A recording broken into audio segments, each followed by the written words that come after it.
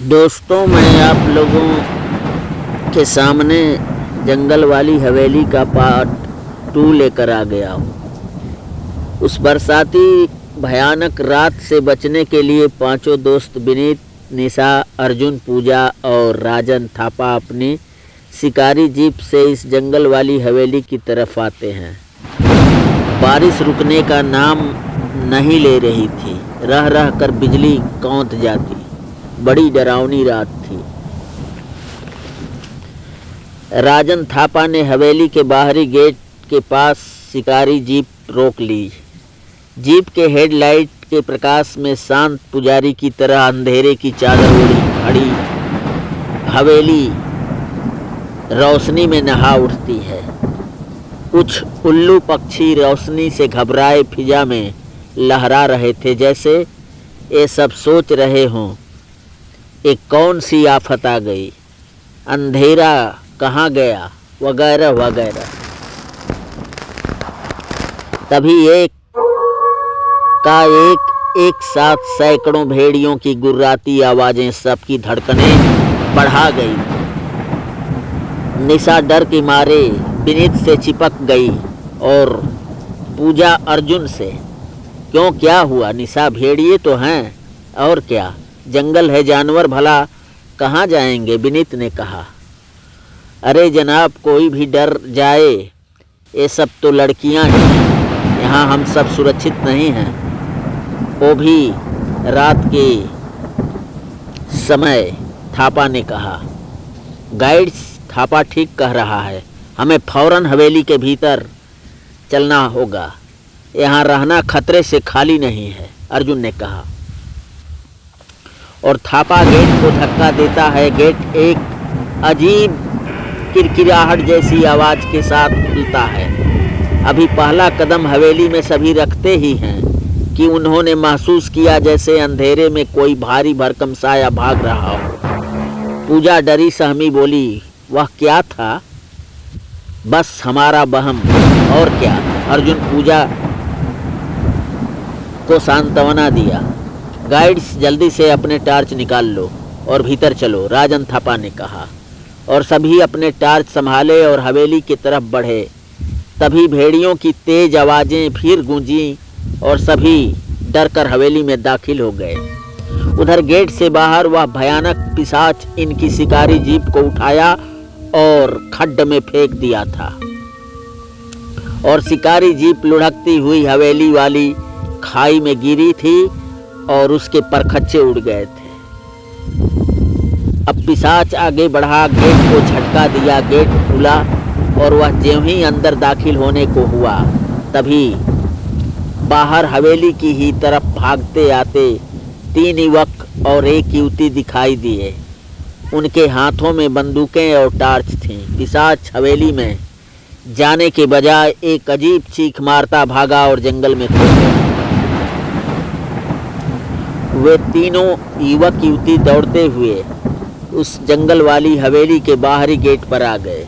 तभी भेड़ियों की गुर्राहटें भरी आवाजें उस सुनी रात के में सभी को हिलाकर रख गई थीं।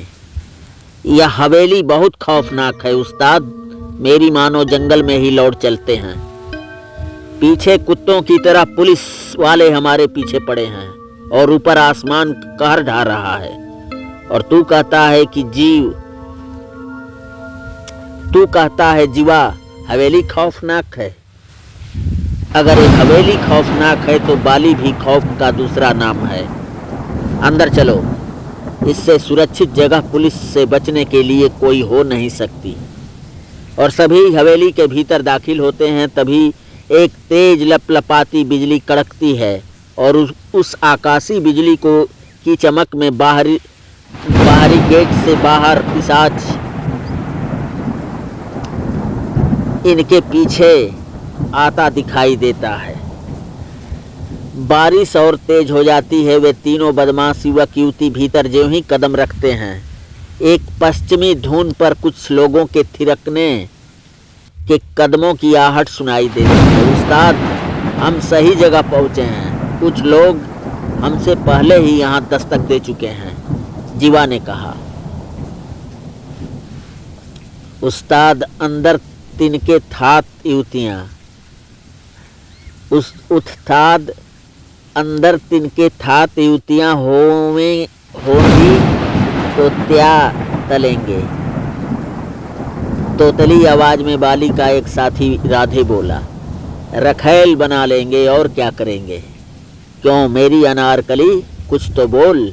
वह अपने साथ वाली युवती के गाल दबाते बोला। विनीत, अर्जुन, थापा, निशा, पूजा सभी भीगे कपड़े बदलकर हवेली के एक बड़े लान में अपनी मोबाइल सेट की म्यूजिक धुन पर झूमने नाचने लगे थे।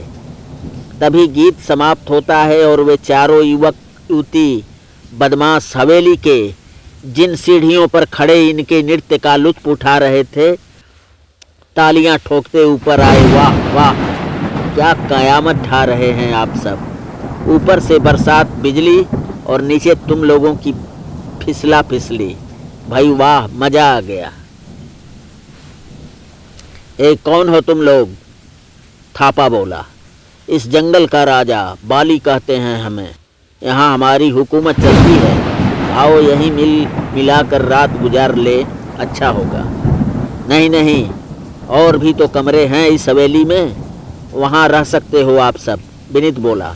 ज़्यादा लंबी जुबान चल रही है तुम सबकी, होश में आ जाओ वरना छोटी कर दूंगा। तभी अर्जुन का जोरदार एक घूसा पड़ा बाली के थोबड़े पर। वह तिलमिला उठा था और अपनी बंदूक अभी कंधे से निकालता कि थापा, अर्जुन, विनीत सभी उससे और उसके साथियों से भीड़ पड़े थे। दोनों तरफ से लात घुस्से चलने लगे। बदमाशों को अर्जुन, थापा, विनीत धक्का देते हुए सीढ़ियाँ लुढ़कते हुए नीचे पिशाच उनकी गर्दनें तोड़ देता और रक्तपान करने लगता था। गिरते ही तीनों के पिशाच उनकी गर्दनें बारी बारी तोड़ता जाता और उनका रक्तपान करता जाता। वह बदमाशों के संग वाली युवती को तो पहले ही मार चुका था।